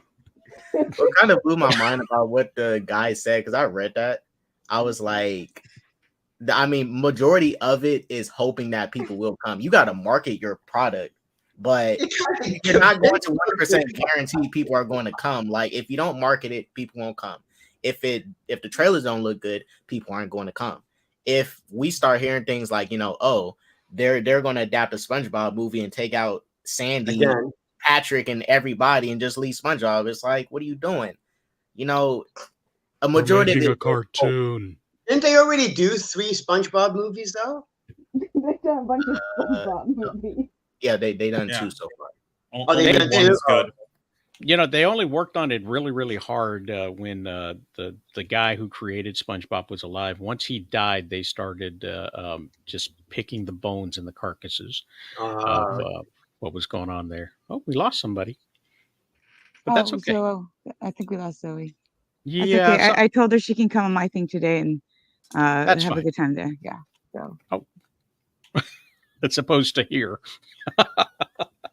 Oh, sorry. Well, I just started to make sure that she has a chance to talk, and obviously I'm not the host, so I can't afford her that here. Yeah, Stephen Hildebrand was very much against. Stephen Hildebrand was very much against bastardizing the whole thing and breaking it up into little series over here, a Patrick here, a Sandy there, a bunch of different disparate movies going in all kinds of different directions. And he fought them tooth and nail until he died of cancer. And then they just started cannibalizing the property, which is sounds like Paramount is going to continue to do that. So, that's a sound business strategy on their part. Zoe, have you got any thoughts about this? Oh, well, I actually see that, they can't really be trying to make comic readers happy and the general audience happy. That would be impossible. And the money is in general audience. So I can understand where they step away from, not following the backgrounds and lineage and characters of the comics. Because when you're going to a movie, it's more about who you're with and not what books have you've read to go see a film. So yes, it's not like it's about story or plot. I mean, please. Can I ask Paramount to think when they're saying we're not going to make anything new with a big budget? I kind of understand that, but I also want you guys to get in the lab and ask yourself what are the most inexpensive tricks in moviedom in the year 2023. We know CGI is really expensive, and we know practical effects are better. So what are the best possible practical effects? Okay, boom, we'll use that in our movie. And then you look at all of your money-saving tactics, and you tell the storytellers, hey, listen, story writer, script writer, you're going to feature this thing and this thing and this thing. It'll be in the movie, and the budget will be $50 million. You think you can handle that? Yeah, sure, I can handle that. And you get this new IP. And it's not impossible to make money off something new. The first Avatar movie, of course, it's, James Cameron. I know there's a lot of surrounding, you know what I mean? But still, the first Avatar movie is the highest grossing film of all time when it came out. Yeah, but I think it's almost like they've trapped themselves, because you cannot, if you were to make let's say you could make a superhero movie for $100 million. Let's say you actually could, and it's a really well done, good special effects, good action, good story, and all that stuff. It gets announced that it's only $100 million. You can have the social media going, what? $100 million on the next Superman movie? Oh, obviously it sucks. They didn't put any money into it. Not everybody. No, I agree, but I'm saying that'll be the mentality for 1% of the audience. Yes, well, apparently Hollywood caters to 1% of the audience a few times, right? So Hollywood will see that and go, well, no, we can't make it be $100 million because then they'll think that it sucks. I mean, heck, a movie does reshoots and everybody goes into panic mode that the movie's going to suck because of reshoots. So lie and say it's a 200 million Superman movie.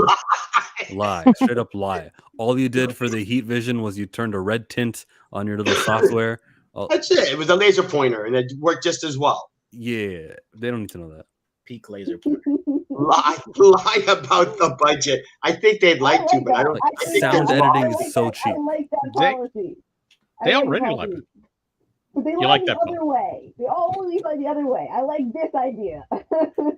If you want to highlight Superman's ability to hear something in another city, all you got to do is do this to the volume, and that there's no price on that. Or Rosales, they can go the $6 million route. If you want to see Flash running really fast, just have it all in slow motion and have really cool music in the background. Yes. There's all kinds of ways. That he's really strong. Just have him do something in slow motion to show that he's really, really strong. What about getting the guys who did the Spawn visual effects shaded? Oh no, we are not using them. It's off. So that you can move past. Let's see here. They used to take IP that had strong niche appeal and try to move them into the mainstream popularity. That's very, very true, Vincent. Let's see. Okay, wait. Go behind there. Stay there. Oh, there we go. We'll get rid of that right there. All right. So, but there's a line here. There's a line here that you could see through. Only when we do this. Zoom in on me now. He's gone. Are you gone? Yeah, but we can always see a shadow. You can see shadow. That's fine. You can be a very sexy silhouette. We're fine with that. He's sorry, Rosales. Oh, don't apologize to me. That's what I'm talking about. That's why he's the MVP. That's why he's the GOAT. The GOAT. You know it. Oh, God. All right. Speaking of lack of creativity and bad promoting and crossovers and multiverses, cocaine sharks are apparently a real thing, according to a scientific survey that sharks in Florida have become more aggressive because they have been feasting on cocaine that was dumped by smugglers when they're about to be caught, which happens more often than not. So num num num. So they are now attacking packages or fat people that look like cocaine bales.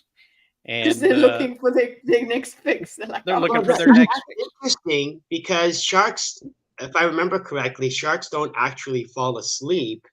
So them being on coke won't really affect them that much. Oh gosh.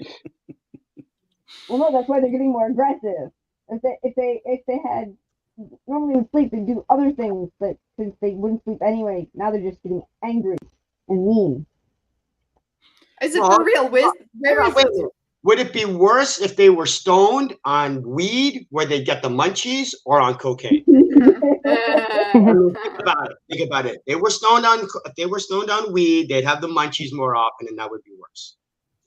So, according to this research that they did, they may be exposed to the drugs in the Florida Keys, and they did some bale experiments where they were dropping these bales that look like cocaine bales into the waters, and the sharks were aggressively nudging them. And they of course they say more study needs to be done. But the thing that caught me was that this study was funded by what is it? Discovery for release during Shark Week. And this is a great example of how things get done out there. The reason we eat bacon for breakfast, at least here in the United States, is because somebody decided to do a study, and they asked all of these doctors whether it was good to eat something heavier or lighter during the morning before you go out to do a hard day's work. And 9 out of 10 doctors all said that they should have something a little heavier because people were just eating granola and grains and coffee and skipping breakfast altogether. So the pork people commissioned the study, and then they printed it out, and it's saying that 9 out of 10 doctors agree that you need to have a well-balanced breakfast, including bacon and sausage in the morning so that you can go out and do your thing. And, you know, the coffee people do the same thing. Marketing. Is this marketing, or is it real science, or is there a problem with the way science is done these days because it's all about marketing? Yes. Yes. Okay. All right. We can move on. Kitty. Go ahead. I'm sorry, Kitty. Kitty, go ahead. I didn't say anything. You don't have an opinion? Well, I was gonna just bring up the thing where you've told us before, where it's like, what's the most important meal of the day? The first one, therefore it's breakfast. Like that. Nah. That's the kind of twisting thingy that people do. All I was gonna say was that it's just clever marketing. That's all I can see. I mean, I saw Cocaine Bear and I thought it was funny. So I mean, good marketing, I guess. I that's as much as I can look at it. I mean, I'll take Cocaine Bear over Barbie. That's for sure. I agree. I agree on that. I would take it over the Flash. That too. Hold on, Cocaine Bear over the Flash. Hell yeah! I'm not. That made more sense. We're talking about cocaine sharks now, so but yeah, it's just good marketing. I mean, they did that for Smile, right? I believe, didn't they have? Does anyone remember that show they used to have where it was like the animal versus 76. animal? Oh, I'm sorry, yeah, Warren. I Did I cut you off? Okay, they should do that with Cocaine Bear and Cocaine Shark. I'm sorry, Warren. My bad. apologies. Did I step on your toes? I was going to say they did that marketing for, I believe, the movie Smile, the horror movie, where they had people in stands and they would smile on like in games, and it was clever. It was kind of like what Rosales is doing, but if you have clever marketing, that's what's going to happen. I mean, that's what they're marketers. That's their job. So that's all. No, stop it. No. The I'm not marketer's looking job. at you. The marketer's job is to pray that the audience comes sees the movies. Apparently. Yeah. Yes. Just pray. It's okay. Yeah, they have that get too. into their prayer camps. Yeah. I mean, they've done it All for that- many hey, movies. I If they're think. gonna be on their knees praying, they get to use their knee pads for something else. I'll be interested. Whoa, hey now. Well, part of the problem with the All right, Cocaine well, Sharks and Cocaine I Bear. guess anybody watch AEW women's wrestling? No. No, Women's wrestling, but that's I don't know. At huge. least it's better than WWE's. I'll say that. Dude, No, I'm I shocked Did you you hear don't what watch Lance it. Storm said? It's better than Impact is better than AEW.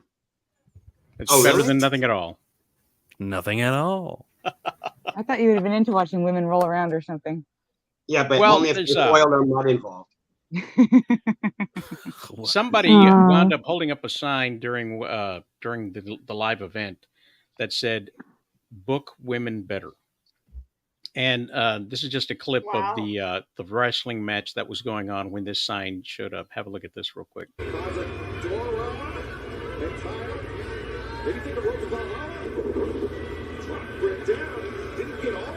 Accidents happen.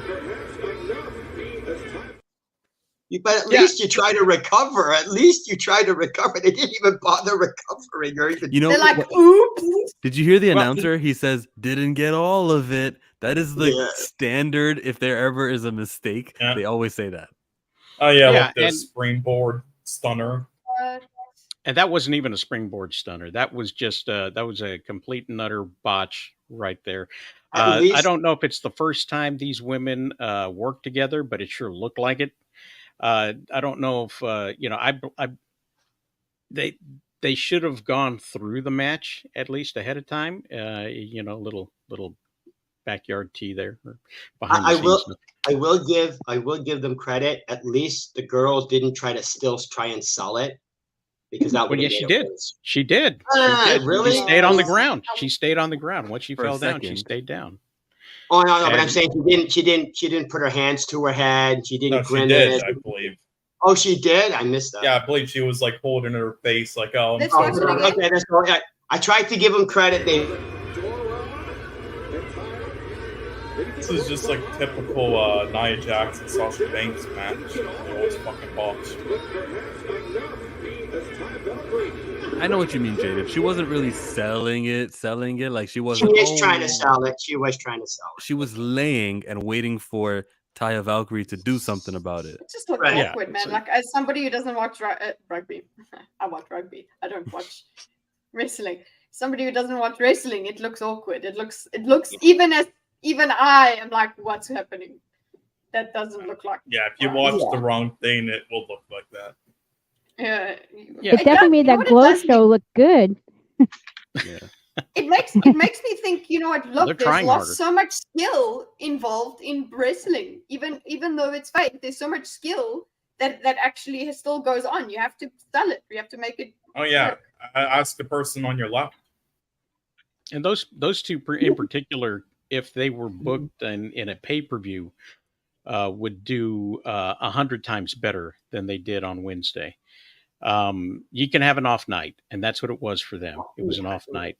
However, it was the only match on the show, and that's the big problem, is that you've got 3 shows for AEW on television, and you've got 3 women's matches the entire week.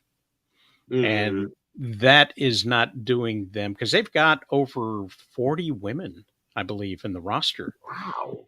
And if you're only doing 9 women, or I could be wrong, my math is off. If you're only doing 9 women, I know, right? Thank you for coming along start. with me, Chill. That's a good start. That's a good start. It's a good start, but you got to go. Red Bull Rosales. I don't remember asking you a goddamn thing. I don't remember. Why does that always show up for you, Kitty? I don't understand that. I was referring to what Chillmonger was thinking. I wasn't referring to what you were saying. I just think that no matter how many women you have stars. Like if there's 40 women, You kiss your mother with that mouth? if 10 of them are stars out of the 40, and the 30 of them are like the ones who lose the matches and they're just there, fine. You put those stars in a little black book? Oh boy, you know I do. We've gone in the wrong direction. That's Kitty says that's a high body count. How many of the women in that company are stars? There's Brittany. You got Britt Baker. You've got Taya Valkyrie, the one she was wrestling that night. You've got your accidental stars. Yeah, pretty much that's it. The thing is, though, again, I'm not for this. Oddly enough, believe it or not, I'm not for this because it is wrestling. But the only thing I even really remember the female wrestlers were for the lingerie things and for the bikini contests. I'm sorry. It's like I've never actually. The only female wrestler I ever really liked was Chyna, and that was it. Well, you like the Trish Stratus. He did a fine job. He did a great Because job. she actually was trying to be a wrestler. She wasn't there for her looks. So Jaded has admitted he only sees female wrestlers as walking bikinis. Got you, Jaded. Cancel. Where's the controversy? I can't blame him. I'm going to watch them for their wrestling skill. Yeah, no, I can't blame him because, I mean, there has been a lot of good wrestling matches with them, but they don't do like any stories for them or writing at all, pretty much. Yeah, because Vince McMahon hired them for their writing, for their wrestling skills, not because they're like a size 1 model. Come on. Well, I mean, some of them he has definitely, and then Peter tries Lion. to push later. There is no women wrestlers like the fabulous that look like the fabulous Moolah anymore. Believe me, they don't. Okay. Maybe that's what they need, though. Maybe they do need a couple of bikini kind of. They get there because of their looks, and then the ones who actually work hard can get irked at that. Hey, why are you guys cheering for her all the time? And there's a storyline there. You just like her for her titties. Yeah. I mean, they've had people who are sort of like that before, and they're still good wrestlers, but they kind of just like got hired in the first place because of that. But then they did become good wrestlers later on, like Mandy Rose. Mandy Rose doesn't count. Why not? She wasn't good. She was never no champion level wrestler. She was always like, she was eventually good. I'll tell you what the problem is. With wrestling, modern day wrestling. Vince McMahon not being there to lead this stuff out is a crime. Vince McMahon made it, and he needs to come back in a big way. They say he's shadow writing some of these shows. Like he probably is, man. Look. You're saying I know Vince McMahon did some messed up stuff, but that man knows how to entertain. That's why he's the funniest host of. No. He used to know how to entertain. I don't know if China did any shellfish. When he let the wrestlers do their own thing. Now he has them do a script, and you can't go anywhere off the script, and you have to. It used to be that if a storyline would be created organically, something would happen, and then they would work off of that. Now they have that storyline planned 6 months in advance. So no, I'm sorry. Vince McMahon used to know what he was doing. Now he doesn't. He hasn't for a while. To be fair, Jada, he is old and senile now, so it's not his fault. Well, you're the one saying that you want him back to be in control. Yeah.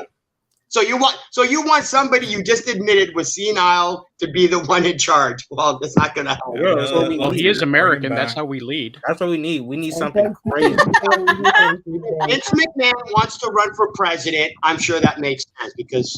But I mean, Joe Biden can barely stay away. He's the president. You're the one who voted for this guy. I don't know. It's not. I'm the Canadian here, okay? You're the ones that voted him in. It's your fault. Your problem. I don't tell you who I vote for. So. Hey, there's something. Game show time. But can I say one thing first before we get there? Absolutely. It's related to what we were talking about. There's a wrestler who was fired for kicking a midget wrestler, and it's related. I promise it's related because like the script that Jaded is complaining about, he asked right before, "Hey, can I kick him?" They said, "No, we don't want to promote that sort of behavior," and they told him no. He asked permission. They said no, and he kicks him. He gets fired the exact week that happened. And that is what you call intrusive. Sending a message. Vince McMahon said, "If you go off script ever, you will not work here anymore." Mm-hmm. I mean, that had also a lot of other things to it. I think the reason why it got to that point, they wouldn't have with other people. The reason why it got to that point where they fired him from going off script once was because he was made a lot of backstage enemies. You can have your political opinions, but and he was like a Trump supporter, but he constantly talked about it, and he was pissing everybody off. And that was the excuse. Yeah, but the thing is that's the excuse they used. They didn't. But then once he kicked the midget, then all of a sudden, okay, that's our. No, I'm just saying that's what put everybody over the edge, though, and why he got to that point where it's like if you do one thing. Great voiceover, Sean. Thank you. I was like. Oh, let me fix this. Wait a minute, I thought Rosales does the voiceovers. Hold on. Yeah, that's why I thought it was Rosales, and then I thought it was Chill talking. It threw me off. We're sharing. They've got lots of great voices here in America and up in Canada, but not in South America. Cool. I don't know why I said that. Wow. Anyway, because Cole hasn't said much. Yeah, he's dreaming about all of the A24 movies that are going to be made independently during this movie strike by all of the actors. Make a sequel to the last Jackal just appeared. Oh, hey, Cole, think of all the scripts that have been thrown away that A24 can salvage for their movies. Hey Cole, I was thinking, you know what we could do? We could do a tier list of A24 movies instead of your weird. Yeah, you want to do that weird, stupid list? Let's do a tier list of your movies instead. Yeah, but we'll do that later. Hold on, we're on Rosales' stream. Let's finish this one. Oh no, I like to chill on everybody's stream now. Oh yeah, absolutely. Two truths and a lie. It's just like the game you would play at a get-to-know-you icebreaker meeting at a company. There are two truths and one lie, 3 statements, and one of them is a lie. One of them is two of them are truths, and you've got to figure out which one is which. We'll start with Cole. We'll go to Kitty, then to Warren, 76, K. Zoe, Cole, and then Tiny, and finally we'll get the real answer with Jaded. Did you say my name twice? Possibly. So that means you get 2 votes, Cole. I'm nice. No. All right, so here we go. 2 truths and a lie about Andy Griffith. Let's see, he won a People's... Let me just make this bigger. Let's just do it like this. There we go. Not much better.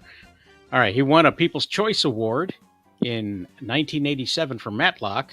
He won an Emmy Award in 1967 for The Andy Griffith Show, and he won a Grammy Award in 1997 for recording a gospel album.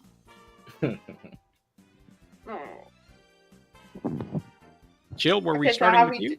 Yeah, Jill's got to decide. Jill says the Grammy is the lie. Okay. Who was next? Was it Kitty? Me? Yeah, I also say the Grammy. Okay. And who was after you? I forget. Me, I believe. Hello? Yeah? Yes, go ahead. Oh, my bad. Yeah, I'm gonna follow up. I think it's the Grammy too. Okay, Miss 1776. Oh, I did any, mini, miny, mo, so I'm gonna go with. So A was the one that I think is the lie. That he won a People's Choice Award for Matlock. Okay. Who was next? I think it was Tiny. Andrew, you spoiling. I mean, the gospel one just seems too obvious, and I'm probably overthinking it. But I'm gonna agree with Miss 1776 and go with A. He didn't actually win a People's Choice Award in '87. Zoe.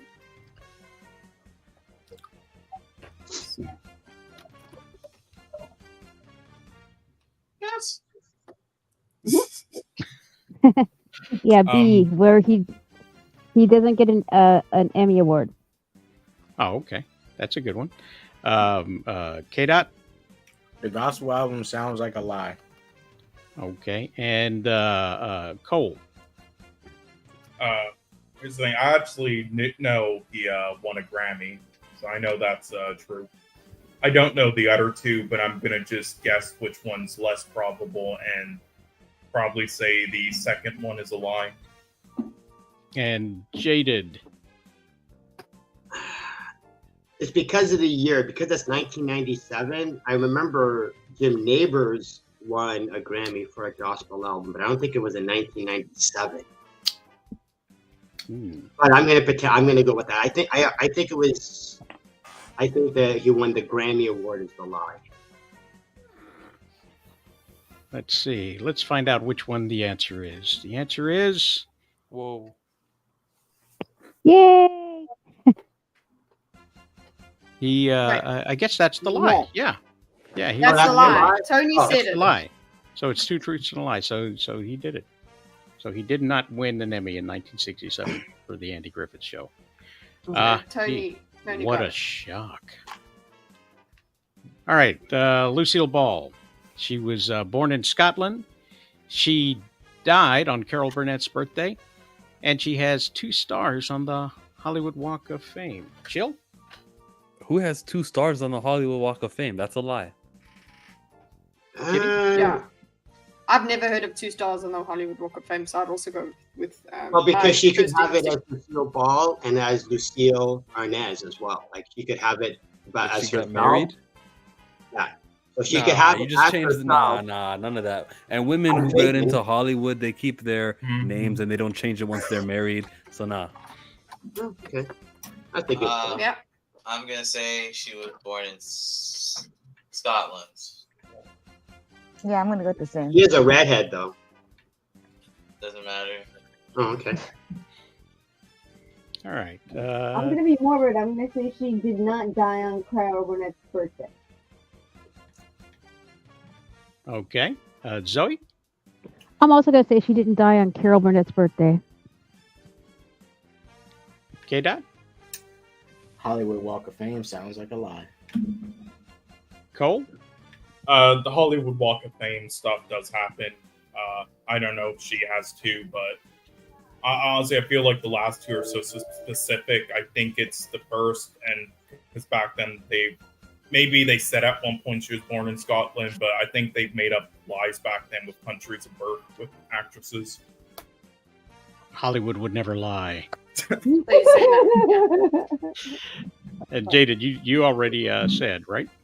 Well, no, like I said, I think the 2 stars on the Hollywood Walk of Fame, like Cole said, that's really, really specific because it sounds like such a blatant lie. It seems like a Trojan horse. A red herring.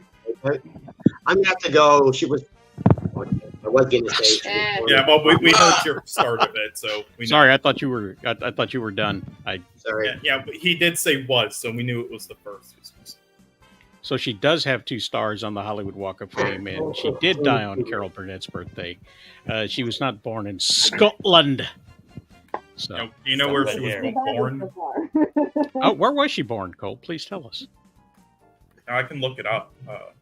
Oh, I thought you knew. Sorry, I thought you were contributing. Elizabeth Montgomery. Okay, her apparently character, it was New York, Jamestown. New York. Well, good for her.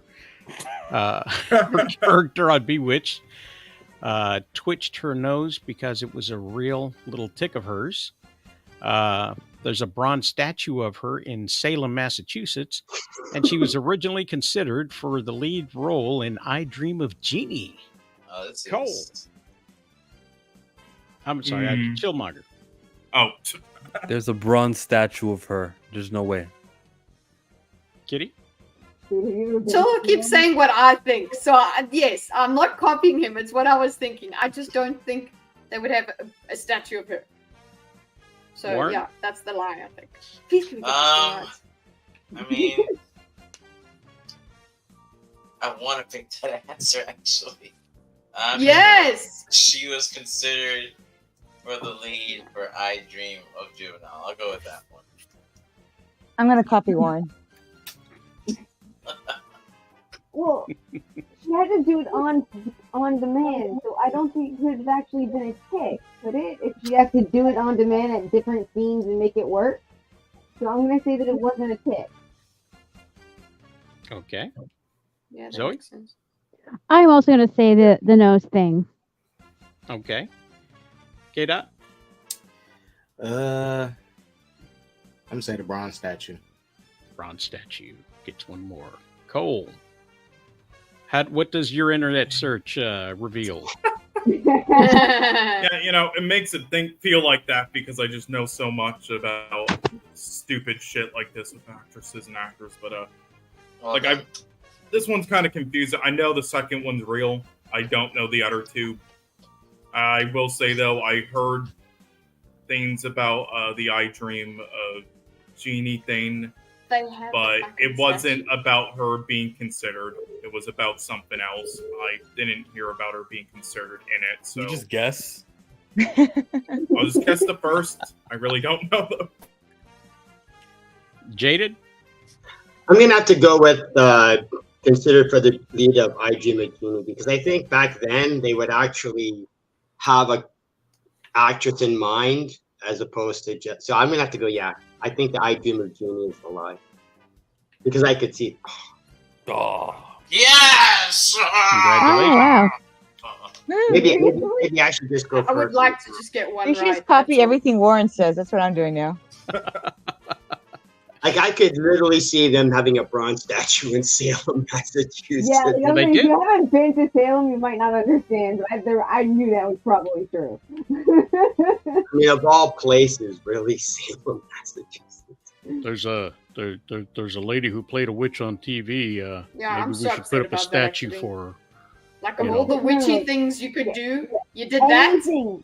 And well, it's not the only thing they do. Yeah, I know it's not the only thing, but like, Oh, hold on. it's a good, Kitty, what would you rather have?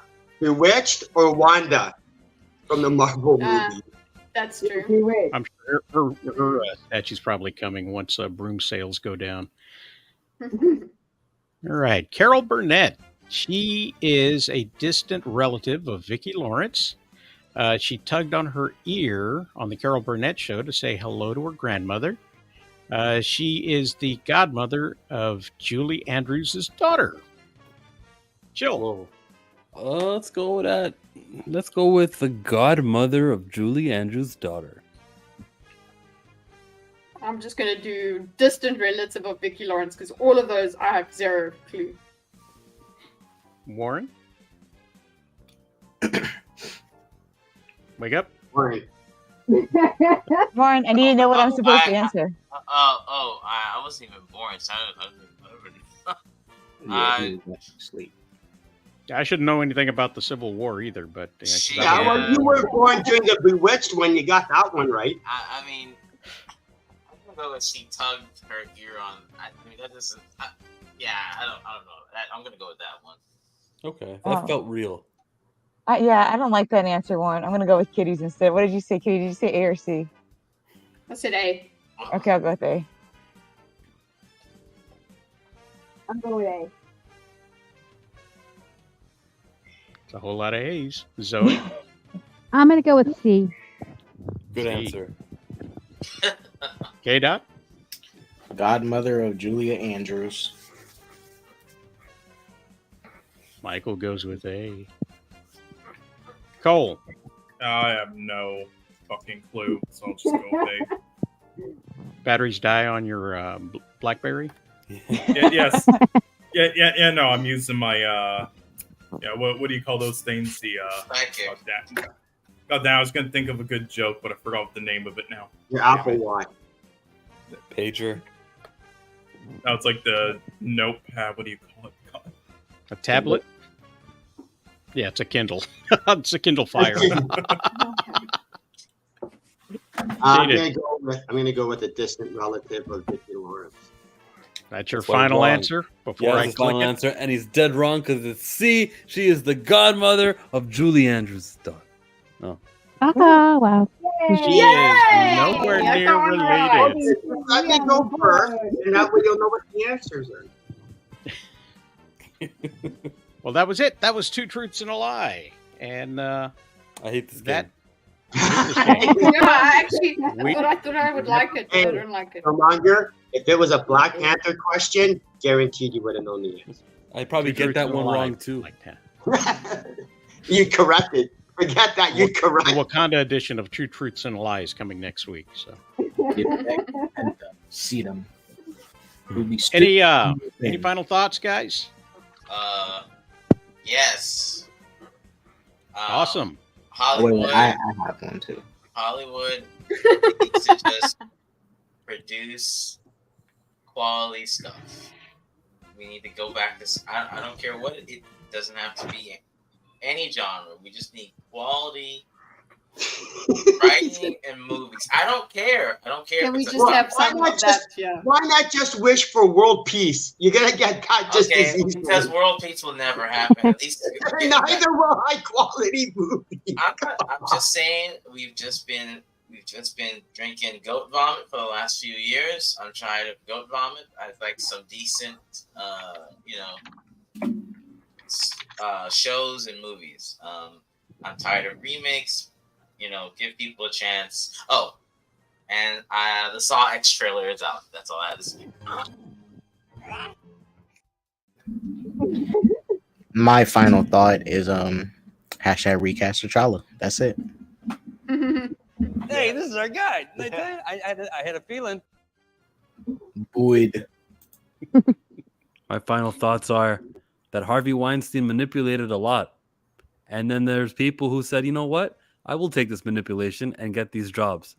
Those women are not heroes. They were put in a nasty position, sure, but they are in no ways victims or oh my God, poor them. They had to sucky just to get a job. No. Here we go. Okay, I'm just saying. Well done. Okay.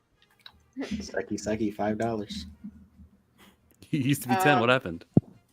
$10 too expensive. Kitty, you got Supply any final went thoughts? up. That means. My final thoughts are no. I don't have any today. There you go, Jaded. You got me. I just thought I would embody Barbie and not do any thinking. So there you go. That's enough of that ballyhoo. Thank you. I like that. Are we all good? Did we end? Go. I want to finish off Kitty's statement with being like Barbie. Yeah, I want to be like patriarchy because then that means like women don't have to think and it makes life easy. I smell heaven's bakery cooking up something good for you, sister. You know yeah, it. say it again too. All right. What about our fine guests? Have you got anything? Last comments? Well, I agree that these writers haven't been doing anything worthy, and I don't really care what happens in their strike. It's just pretty sad and dismal what's out there. Awesome. I you know what? I have to agree with that too. It's just this whole thing is going to wind up just shaking everything up, and I don't think we're going to get this brand new heavenly world of creative people working together and sharing profits and communism and leftism. I don't think that's going to happen. I think a lot of people are going to lose their jobs. So I have a final thought. Absolutely. You're all saying, oh, we want better quality movies, yet you've made the Barbie movie. I don't remember asking you a goddamn thing. I don't remember asking you a goddamn thing. I don't remember asking you a goddamn thing. I don't remember asking you a goddamn thing. Y'all want better quality movies. That's my song. Better quality movies. Apparently, the Barbie movie is what you want. Okay, yeah, that's my final thought. Miss 1776, your final thought? I want better movies. I stand by that too. We actually see so much of your face right there. There's actually no point in hiding it. Yeah, exactly. No, We've seen your mouth she doesn't want before. us to see her face in real time. Haven't you ever seen those cartoons where it's like the woman has like the alluring eyes and then they remove like their like little veil on their face and then it's like this jacked up mouth? I mean, it could be like jacked up mouth. like a Roger Rabbit, the Roger Rabbit movie. Yeah, exactly. That's what happened when you were dating during the pandemic. That's what's going on. You could be doing like a Melina from Mortal Kombat. Nice eyes, but then a jaw of a T-Rex. Yeah, and then the jaw. All right, well, guys. there's people that have it the other way around with the sunglasses. Yeah. Cole, any last words? No. Awesome. Wait, do it again. Do it one more time. Will you close that with that song, please? No, sorry. Support A24 movies there. Because God knows they need all the help they can get. Yeah, well, they don't, but just support them. Please. I don't have any time for any gossip now. Eh? Yes. Look at him. Look at him. Look at him. So much. Yeah. All right, I got to watch this one more time.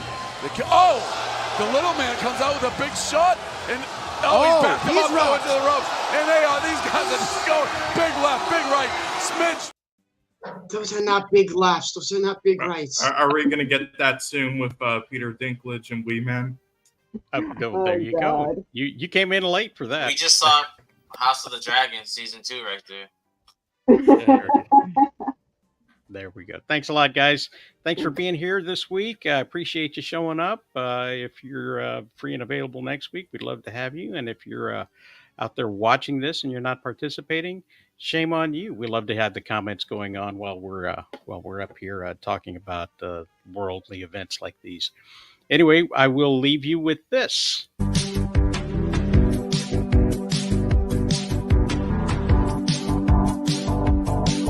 Congratulations, that was one of the stupidest things that I've ever seen anybody post on the internet before. Congratulations, the bar is high cause people post lots and lots of stupid things, but your stupid thing was somehow the leader of the pack.